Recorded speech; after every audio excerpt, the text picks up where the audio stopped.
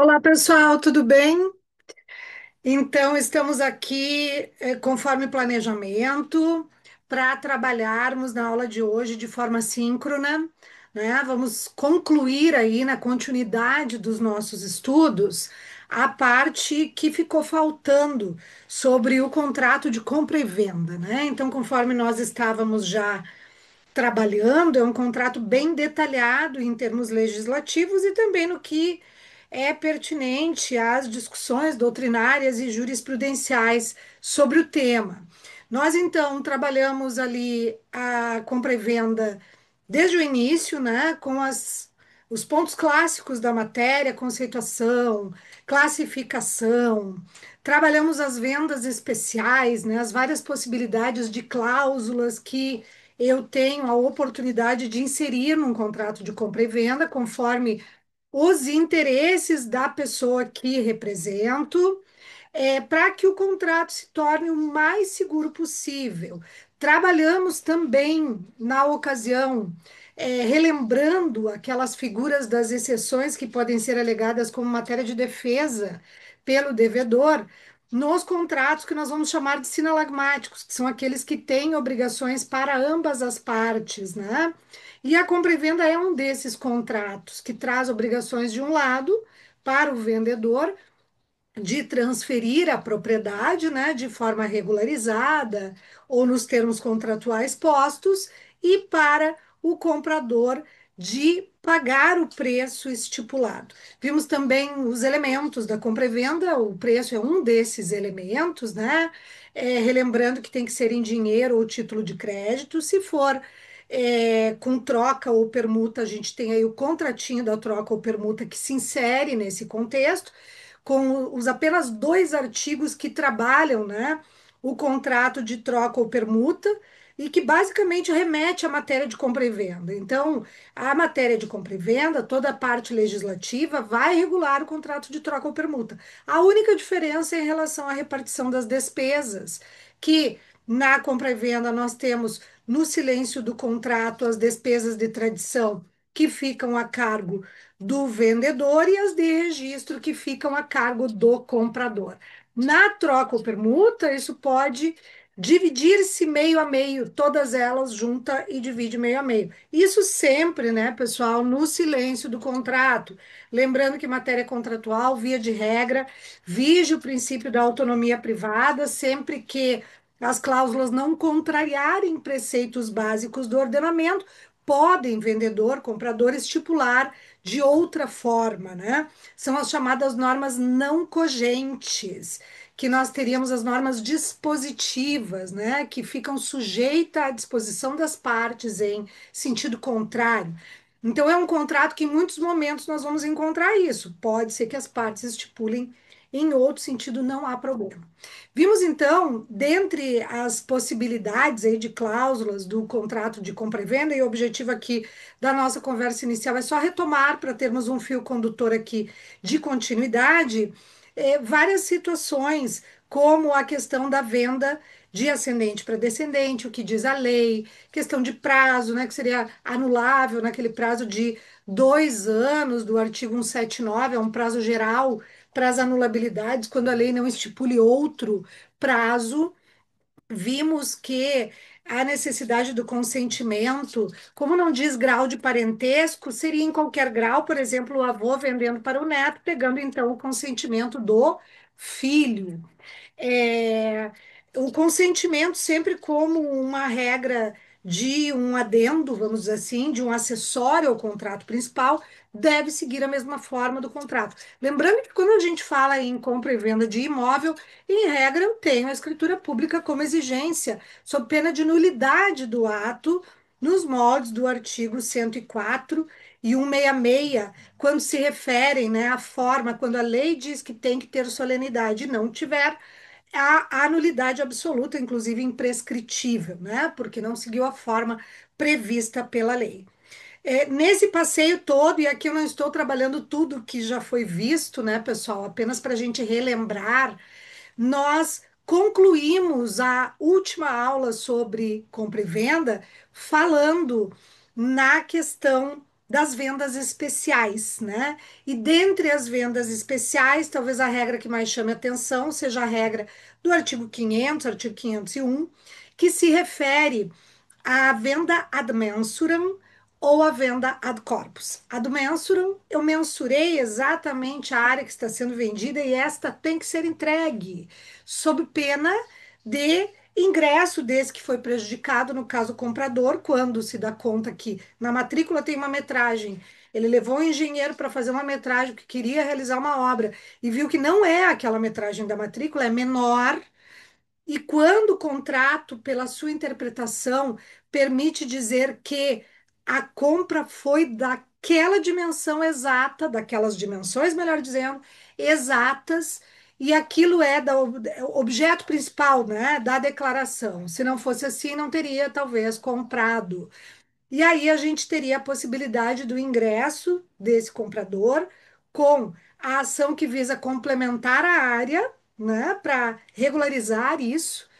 E tem que primeiro entrar com essa medida, em não sendo possível a regulamentação da área, então a gente teria a possibilidade de abatimento do valor ação quanti minores. Se nada disso interessar, porque eu tenho um problema de um adimplemento defeituoso até a rescisão do contrato, e fizemos até uma questão assim no final da aula. Então, nós paramos, pessoal, exatamente aí.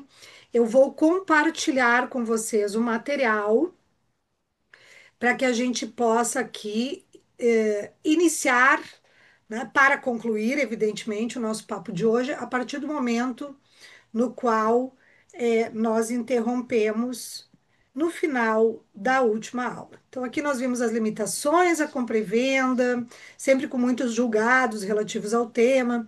As vendas especiais, trabalhamos a venda por protótipo ou modelo. E a venda ad corpus e ad mensuram, lá do artigo 500. Também o 501, fizemos a referência na aula passada. Nós temos aí aquele prazo de 1 ano para se ingressar com essas medidas, né?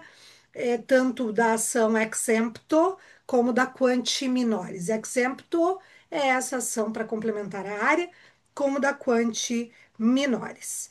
Muito bem, seguindo então no nosso encontro de hoje, para concluir esse contrato em espécie, nós adentramos nos pactos adjetos à compra e venda, né? As chamadas cláusulas especiais à compra e venda. Adjeto é aquilo que está adjacente, né?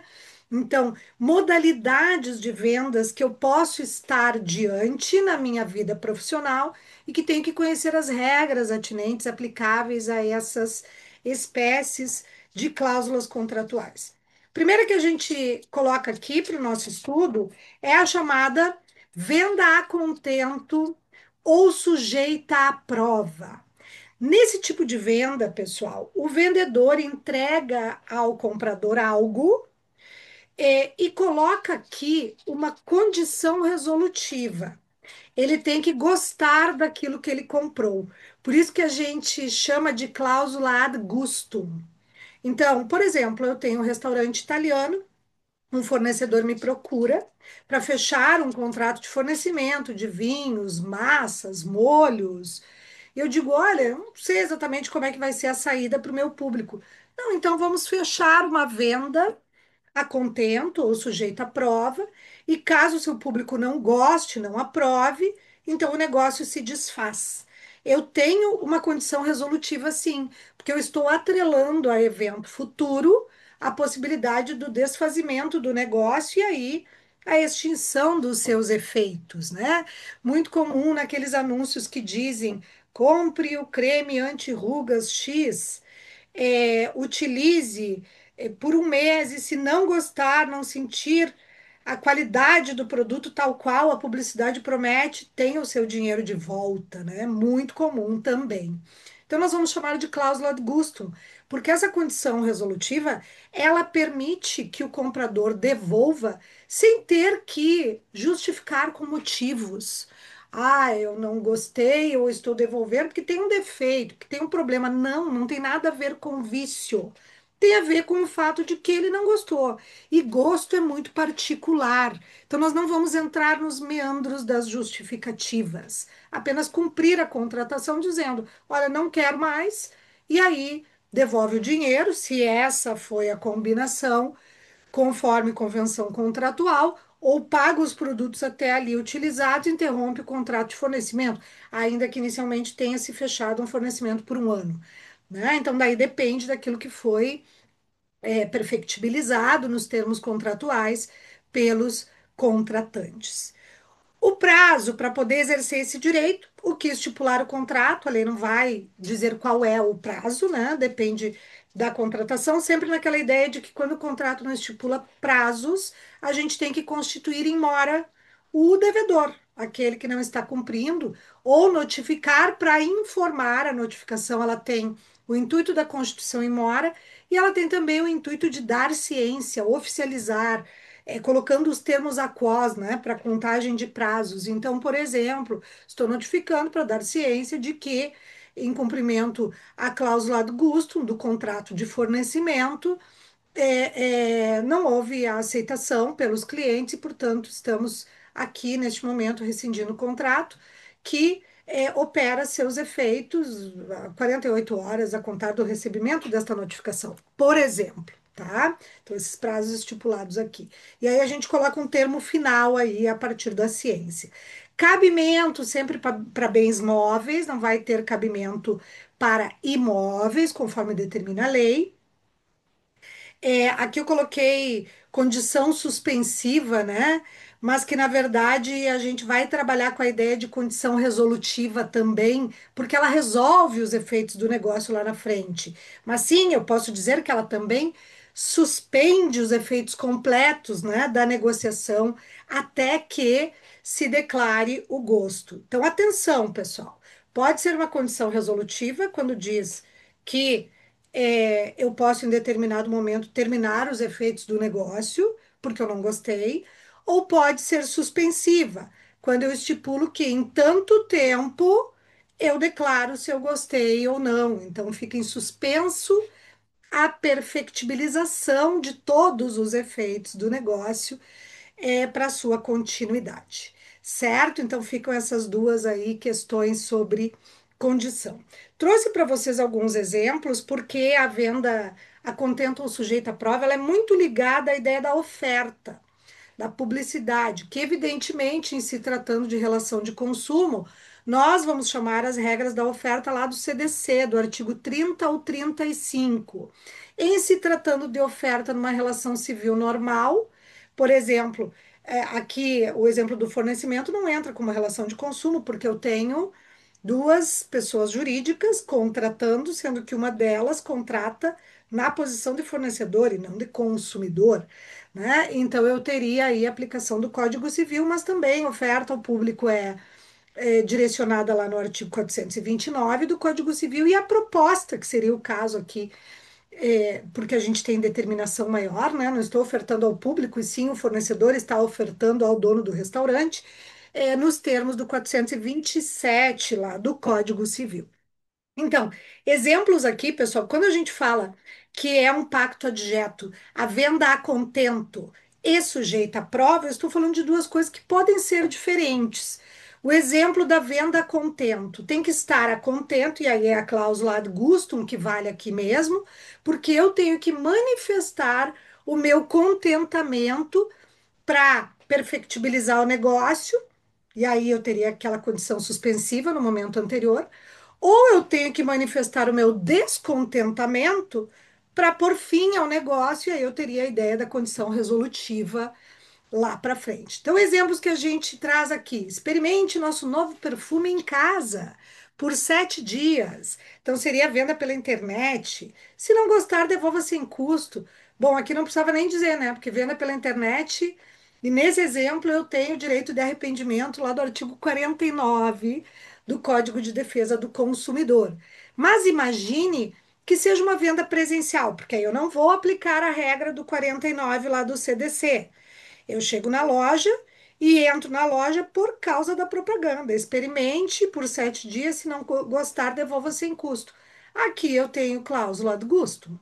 E se eu voltar com o perfume aberto, porque é óbvio que eu tenho que abrir para provar. E disser não gostei, não gostei na minha pele, me devolve o dinheiro.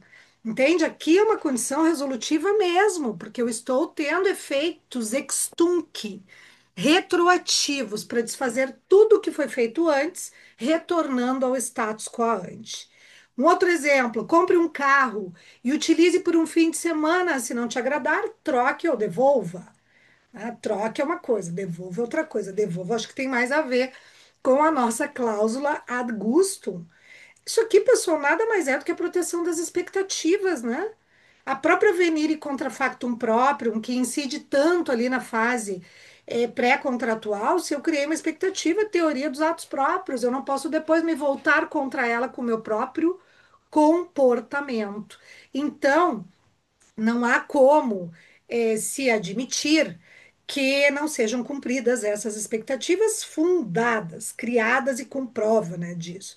Deguste nossa nova safra de vinhos e pague só se aprovar. Então, eu suspendo, inclusive, o pagamento. Eu jogo a exigibilidade do pagamento lá para frente. Pode ser o contrário, pode ser que o contrato diga que tem que pagar no início e depois devolve o dinheiro. Ou pode ser, no exemplo que a gente deu antes do fornecimento, que o contrato diga paga preço de custo, caso não vá ficar, né, com a contratação em continuidade, mas paga só aquilo que foi utilizado e aí por preço de custo. Aí depende do que as partes vão convencionar. E os exemplos que a gente poderia ter, eu achei legal colocar aqui, inclusive por escrito, para que vocês vejam que há uma diferença ainda que a linha seja muito tênue da ideia de venda a contento, né, que traz uma noção subjetiva do meu gosto, que pode ser igual ao gosto do outro, ou pode ser diferente, ou pode ser similar, né? Então, é algo muito subjetivo. A índole é subjetiva. Já a venda sujeita à prova, a índole é mais objetiva. Então, eu vou submeter à prova de que aquilo que está sendo publicizado realmente é o que estão dizendo, né? Então, teste de desempenho, exemplo, é a melhor máquina de lavar do mercado. É difícil afirmar isso, né, pessoal? Porque tem vários tipos de máquinas. Comprovado. Se não atender às suas expectativas de lavagem, troque. Claro que eu coloquei aqui resumido, né? Tem que verificar ali qual é o detalhamento das expectativas de lavagem, que deixa a roupa branca, se tem também sistema de secagem, enfim.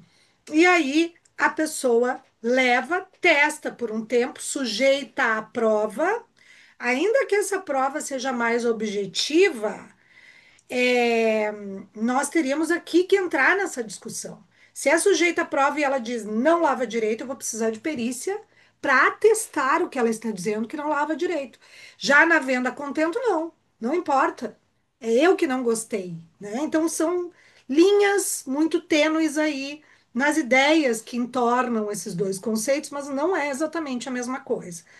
Equipamento industrial com 30 dias de teste. Se não atingir os resultados técnicos, devolva. Olha isso. Essa é a publicidade. Se não atingir os resultados técnicos prometidos, eu vou ter que verificar quais são os resultados técnicos prometidos e submeter a perícia numa eventual posterior discussão judicial na devolução da coisa, porque a prova fez com que se constatasse que não tem a funcionalidade que a publicidade promete, né? Então, aqui a perícia sempre entornando a venda sujeita à prova. Software de gestão com período de teste gratuito. Se não otimizar seus processos como prometido, cancele a compra, né? Então, quando eu digo que tudo depende daquilo que foi clausulado para dizer se pagou o valor, recebe tudo de volta, pagou o valor, o vendedor retém uma quantia e devolve o resto, ou não paga, paga só quando se comprovar o contento ou a sujeição à prova for satisfatória, depende da contratação. Eu vou dar um exemplo muito típico aqui, inclusive envolvendo não a questão da cláusula ad gustum, mas a questão do direito de arrependimento em si. Porque a gente sabe que o direito de arrependimento ele vale para compras realizadas fora do estabelecimento comercial. A mais comum que nós temos hoje é compra pela internet, tanto de produtos como de serviços. Aí, eu quis assinar um aplicativo, e esse exemplo que eu dou é real, porque é a política da Prime Video, né, da Amazon. eu quis assinar o Prime Video e vejo ali que tem um valor mensal, se eu pagar por mês, e tem um valor bem menor, que vale mais a pena, se eu pagar o anual. Só que o anual não vai ser debitado lá no meu cartão as 12 vezes. Eu pago à vista o valor anual e tenho acesso por um ano. E aí, naquele mesmo dia que eu paguei, que passou meu cartão, eu desbloqueio o aplicativo, assisti um filme e no outro dia eu me dou conta que, eu não vou usar esse aplicativo, ainda mais por um ano, e eu quero cancelar. Se eu baixei o aplicativo e utilizei, usufruí, ou seja, aqui não é cláusula de gusto, porque eu podia dizer não gostei dos filmes, não gostei do catálogo, não, né? Não é cláusula de gusto, é direito de arrependimento. Só que eu usufruí. Então, eu vou pagar o mês e vou ter direito àquele mês, e o restante das parcelas de um ano serão estornadas do meu cartão. Por isso que a gente tem que ter muito cuidado para ver o que foi clausulado. Haja visto essas normas não cogentes, dispositivas que permitem, então, que as partes disponham, né, de acordo com os seus interesses. Certo, pessoal? Isso então. Nós não estamos aqui na tela cheia. Peço perdão a vocês. Não sei se. Deixa eu tirar aqui a barrinha para poder compartilhar na tela cheia. E eu espero que esteja compartilhando direitinho aí para vocês. Caso não esteja, vocês, ao mesmo tempo que tem a aula postada, tem o material, tá, gente? Que a gente está aqui postando junto e vocês vão acompanhando comigo. Então, basicamente. Já posso dizer aqui para vocês qual é a lâmina que nós estamos tratando na venda a contento ou sujeita à prova, só um pouquinho que agora eu não consigo passar. Pronto. Então, olha só, vamos lá do início, tá?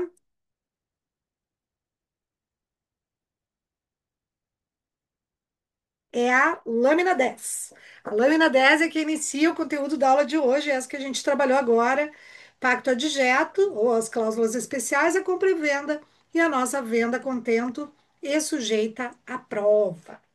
Adentramos então, pessoal, nesse momento, numa segunda modalidade aqui, possível na compra e venda de cláusula especial, ou também chamado de pacto adjeto, que seria aquele desenho que ficou ali no 4.2, não é para estar ali. Mas esse desenho pode significar direito, e aí não tem problema estar ali. Então, o direito à preempção, prelação ou preferência. Nós já falamos da preferência em vários momentos, aqui ao longo da explanação dos nossos conteúdos. Preferência, como se sabe, é o direito que alguém tem em ter uma condição, em primeiro lugar, de comprar um determinado bem, né? A preferência, ela existe lá na lei do inquilinato, ou como um direito real, né, que tem mais força, quando for averbado, né, o contrato de locação junto à matrícula do imóvel, naquele prazo da lei, então pelo menos 15 dias antes da alienação a terceiro. É, quando for exercido esse direito ali no prazo de 6 meses, a gente tem aquelas condições para que tenha força de direito real e comporte a adjudicação compulsória. Então, esse inquilino que foi preterido no seu direito de preferência de compra, porque o locador vendeu para um terceiro, pode entrar com uma ação contra os dois e trazer a coisa para si forçosamente por meio da adjudicação compulsória.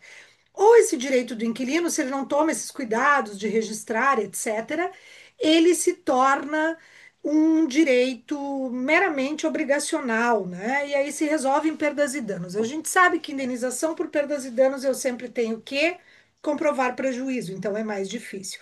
Eu remeto vocês à leitura, né, para relembrar dessa figura lá na locação, do artigo 33 da Lei 8.245, que é a Lei do Inquilinato. Muito bem. Vimos também, e aí na aula passada, né, que trabalhou todas essas categorias iniciais do contrato de compra e venda, que há o direito de preferência na reserva de domínio.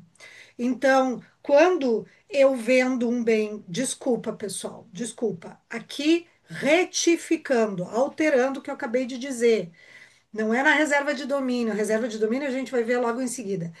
é o direito de preferência na venda da parte indivisa de condomínio. Quando eu tenho uma coisa que é indivisível e eu tenho vários coproprietários, então eu tenho uma propriedade sendo exercida em condomínio. E aí há o dever daquele que vai vender a sua parte de oferecer a tanto por tanto para os condôminos antes de oferecer a um terceiro. Então vimos a preferência lá também. E a preferência, mais uma vez, está presente aqui na lei do inquilinato, né? A lei do inquilinato trabalha esse direito de preferência aqui como sendo uma preferência convencional. O que que eu quero dizer com isso?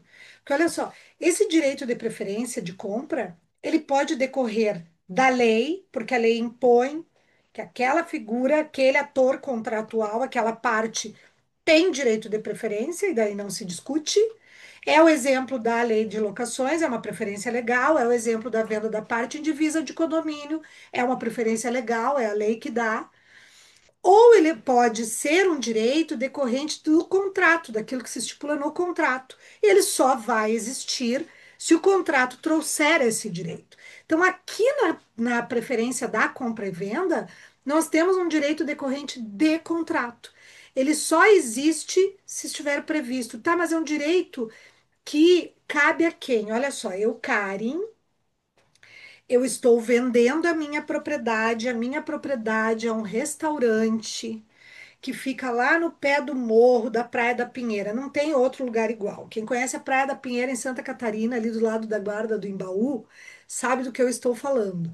É um lugar que tem um ou dois restaurantes na beira da praia e não tem, é uma área muito preservada, mais locais como aqueles. Então eu estou vendendo porque é para uma amiga minha que eu sei que vai desempenhar aí com o mesmo, com a mesma qualidade o serviço que eu desempenhava, né, como fornecedora, enfim, do ramo da alimentação, que eu vou poder estar sempre lá. Enfim, é porque é para ela que eu estou vendendo, no nosso exemplo aqui. E aí eu digo para ela no momento da negociação: você não vai vender para ninguém, né? É para você ficar lá exercendo o negócio.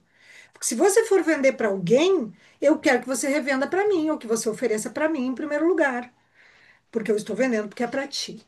Então, veja, eu estabeleço no contrato direito de preferência de compra do vendedor se o comprador no futuro colocar o negócio à venda. Então, antes de oferecer para qualquer pessoa, ela tem que oferecer para mim, a preferência é minha. E só existe essa preferência, pessoal, porque a cláusula, porque é um pacto adjeto que foi colocado no contrato de compra e venda. Então, é um efeito que a gente tem que pensar se há esse interesse do vendedor na recompra de colocar, de se reservar esse direito no momento da contratação. Cabe para bens móveis e imóveis, não há nenhuma restrição nesse sentido. E é um direito, esse direito de preferência de recompra do vendedor, caso o comprador, que é o novo proprietário, coloque a venda posteriormente, é um direito intransmissível, porque ele tem um caráter intuito personae, ele tem um caráter personalíssimo. Só quem pode exercer é aquele vendedor, então ele não se transmite, tá? Isso é importante. Esse caráter de intransmissibilidade, porque ainda que seja um direito patrimonial, o legislador entendeu ali que eu tenho um cunho mais pessoal, né, em estabelecer a preferência. Então, aquele que eu estou vendendo é alguém para quem eu queria vender mesmo, eu não quero que seja repassado a um terceiro. Bom, existem prazos estipulados pela lei para o exercício desse direito, quando ele for violado, ou para o exercício desse direito antes de ser violado, mas devidamente o comprador notificado pelo vendedor que o vendedor está vendendo a tal valor, então tem que se manifestar sob pena dele oferecer para terceiros. Eu já coloquei aqui para vocês resumidinho, para vocês se acharem na leitura dos artigos que, por uma questão de tempo aí, eu deixo para que vocês façam depois a leitura, ou melhor, já acabei de mudar de ideia, vamos fazer agora, porque eu acho que vale a pena. Como está explicadinho aqui, está muito fácil, mas a leitura dos artigos de forma crua lá no Código Civil pode nos induzir em erro, tá? Mas qual é o prazo? Para que é esse prazo exatamente? Então vamos dar uma olhada assim juntos, que eu acho que não é demais, vale a pena aqui. Vamos lá no 516. Abrindo aqui, abram vocês também aí no código de vocês, que a gente vai se familiarizando com a redação dos artigos. Então veja o que diz o 516. Eu tenho ali uma subseção 3, tá? Da preempção ou preferência, e quando eu coloco esses termos preempção, prelação, é sinônimo de direito de preferência aqui. A gente vai ter do artigo 513 ao 520, eu já havia colocado ali, mas o 516 diz o seguinte: inexistindo prazo estipulado, o direito de preempção caducará se a coisa for móvel, não se exercendo em 3 dias, e se a coisa for imóvel, não se exercendo nos 60 dias subsequentes à data em que o comprador tiver notificado o vendedor. O vendedor é aquele que tem o direito de preferência. Então, ele notifica para dar ciência que está colocando à venda, em sendo coisa móvel 3 dias para pensar. Se é um veículo, não importa que é importado. 3 dias para pensar e exercitar o seu direito. Se nada falou, bom, foi dada a chance, né? Claro que tem que provar a ciência, né, gente? Não dá para enviar por carta e deixar assim. Tem que provar a ciência. Por isso que eu digo que ainda é muito efetivo o AR, né? O envio de comunicações com aviso de recebimento, ou por e-mail exigindo resposta e retorno, acusando o recebimento, ou pelo WhatsApp acusando o recebimento, que daí você tem a ciência inequívoca. Ou 60 dias, porque imóvel, bom, aí eu tenho que pensar um pouquinho mais, eu tenho que me agilizar para ir atrás da quantia, né? Então aqui é para comprar em preferência, né? Para poder exercer o direito que não foi violado. Só que eu posso ter a situação na qual o direito foi violado. Eu não fui nem notificada. Eu que tenho, fui a vendedora, né? E que tenho o direito de recompra, eu não fui nem notificada da intenção desse comprador, que agora é proprietário, de vender. E aí, quando eu descubro, ele já vendeu para um terceiro. Ou seja, violou o meu direito de preferência. Para buscar tutela, está lá no 513, parágrafo único, quando diz que, vamos ler o caput, a preempção ou preferência impõe ao comprador a obrigação de oferecer ao vendedor a coisa que aquele vai vender, ou dar em pagamento, para que este use de seu direito de prelação na compra, tanto por tanto. E aí vem o parágrafo único. O prazo para exercer o direito de preferência não poderá exceder, mas pode ser menor o prazo, por isso a gente coloca aqui máximo, não poderá exceder a 180 dias, se a coisa for móvel, e 2 anos se for imóvel. De novo, os 2 anos, digamos aqui, por analogia, a regra lá dos 2 anos, como regra geral para os atos anuláveis, quando a lei não estipular outro prazo, acabou sendo usada aqui. Então, é o prazo para entrar com a ação. Desfazer o negócio que foi feito entre o comprador e o terceiro, desculpa, entre o vendedor, que agora é o novo proprietário, né? E o terceiro comprador, e que violou o meu direito como vendedora do negócio e que detém o direito de prelação, de preempção, de preferência, de recomprar o bem. Então, nesses prazos. Vejam que não são prazos engessados, pessoal. O próprio prazo para comprar em preferência do 516 podem as partes estipular outro prazo, né? Tanto é que o artigo diz que, em não sendo estipulado o prazo, os prazos serão esses. Então, é no silêncio do contrato. E o 513 também coloca um prazo máximo, mas as partes podem estabelecer um prazo menor, né? Sempre aí entrando em discussão, e não é demais relembrar a regra. Olha só, eu, vendedora, que tenho hoje o direito de ser compradora, né? Porque a proprietária atual estabeleceu comigo esse direito no contrato quando comprou de mim. Eu tive o meu direito violado e, pela lei, como foi imóvel, eu teria um prazo de 2 anos para entrar com a ação. Esse prazo é um prazo, tá, que mais ou menos ok, né? Eu costumo dizer que você tem que ficar de olho nos atos de disposição patrimonial para saber se foi vendido, porque passado esse prazo não tem muito mais o que fazer, né? Não são direitos imprescritíveis. Muito bem. Como a lei diz que é o máximo, nós estipulamos no contrato de compra e venda que o meu prazo de exercer o meu direito de entrar com a ação, caso fosse violado, seria de 6 meses e não de 2 anos. Tem validade essa cláusula. Agora, vamos imaginar ter um prazo de 6 meses ou de 2 anos é muito pior para mim, porque em 6 meses eu nem descobri que tinha sido vendido bem para terceiro. E aí, se o contrato é de adesão, pessoal, essa é uma cláusula que limita o meu direito, que caracteriza uma espécie de renúncia a um direito que eu teria. É discutível, tá? Porque o artigo 424, que fala dos contratos de adesão, fala em cláusula que configure renúncia do meu direito. E a gente tem que entrar nessa seara. Aqui me parece que é mais uma limitação do meu direito, né? Que seria de 2 anos e aí passa a ser de 6 meses por cláusula contratual. Mas como ali diz o prazo máximo, bom, valeria o que está no contrato. Só estou aqui trazendo para vocês a pulga para colocar atrás da orelha, que sendo contrato de adesão, eu tenho a possibilidade da discussão. E sendo de consumo, eu ainda tenho lá no artigo 54, se não me engano, parágrafo terceiro ou quarto, que diz que qualquer cláusula limitativa de direito do consumidor, e aqui limita direito, porque de 2 anos foi para 6 meses, teria que ser clausulado em negrito. Não fala em negrito, mas fala que tem que ser em destaque que permita fácil compreensão. Então a gente entende como sendo negritada, sublinhada, fonte maior.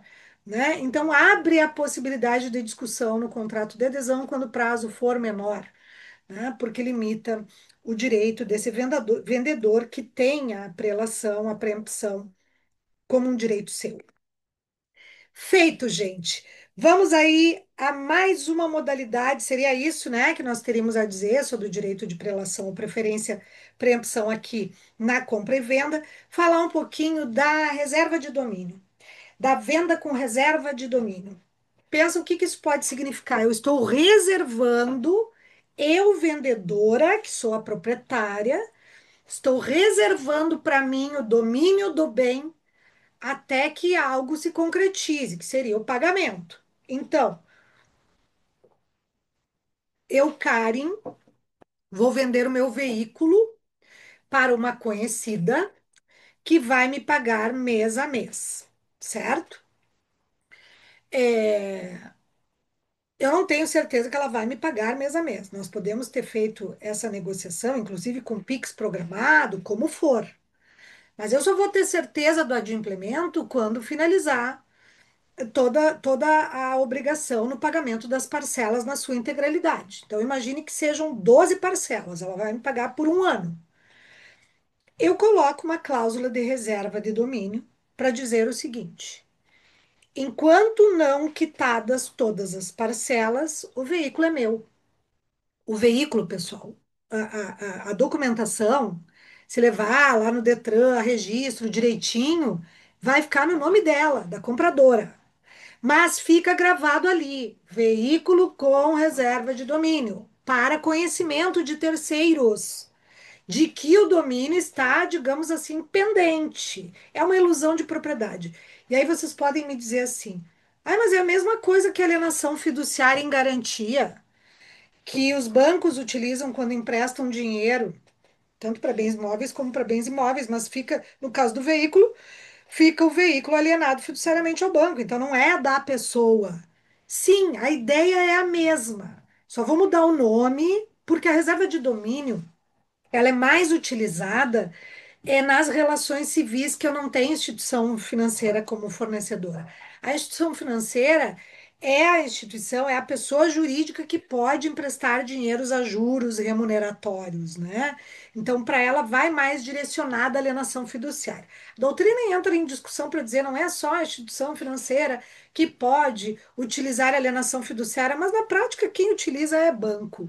Né? Então, aqui a gente tem a possibilidade da reserva de domínio, que seria uma figura correlata quando eu, cara, em contrato com uma outra pessoa, por exemplo, física ou jurídica, mas eu não estou aqui versando sobre, não estamos aqui trabalhando a ideia de um contrato com a instituição financeira.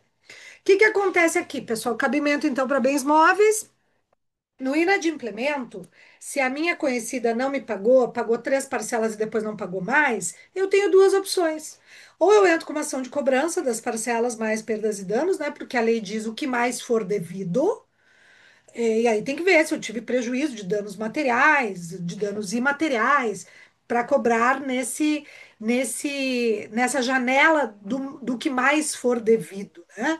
Mas fato é que eu vou entrar com a cobrança das parcelas, com juros de mora, com correção monetária, tudo como manda a lei quando trabalha mora, né? Relembrando, mora 394 e seguintes do Código Civil.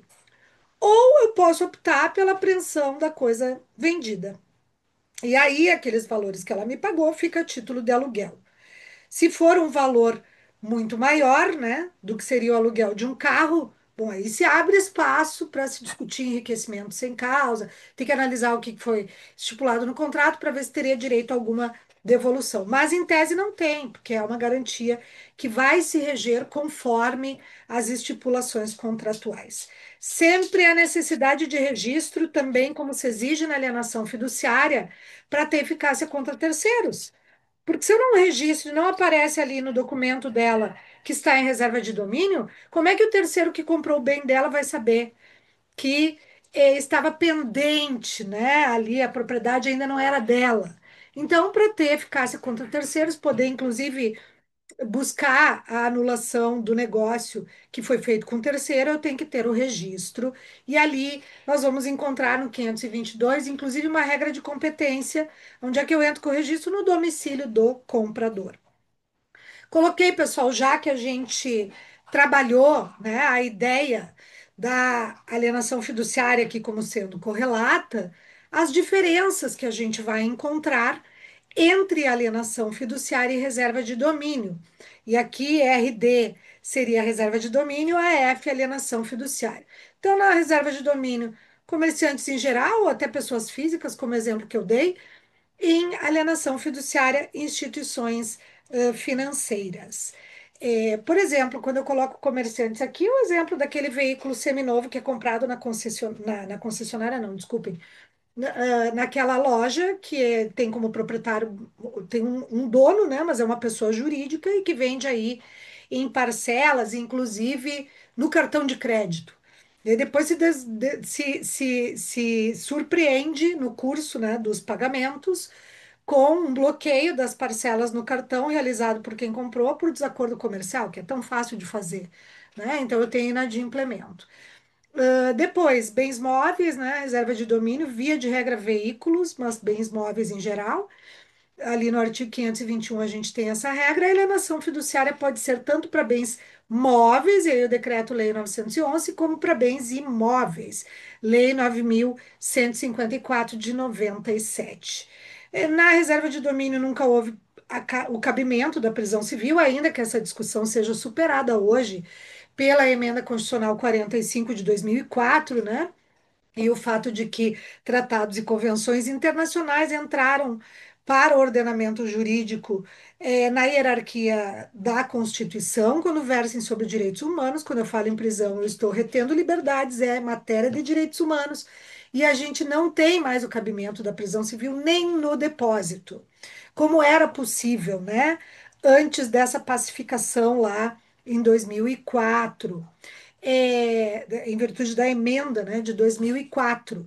Hoje nós não temos mais a possibilidade, vocês sabem disso. Mas quando havia quem entendesse que se estendia a alienação fiduciária. Por quê? Porque a lei da alienação fiduciária, o decreto 911 especificamente, e a lei 9.154 também, diziam que em não encontrando a coisa, né, na busca e apreensão, que seria direito desse credor, que se poderia proceder à ação de depósito do bem. E aí se equiparava ao depósito para fins do efeito da prisão civil. Mas é uma discussão que realmente está superada apenas para fins de conhecimento aqui nas diferenças. Certo, gente? Eu vou terminar esse bloco aqui para que a gente deixe para o outro bloco o momento de trabalhar aí a venda sob documentos e a retrovenda.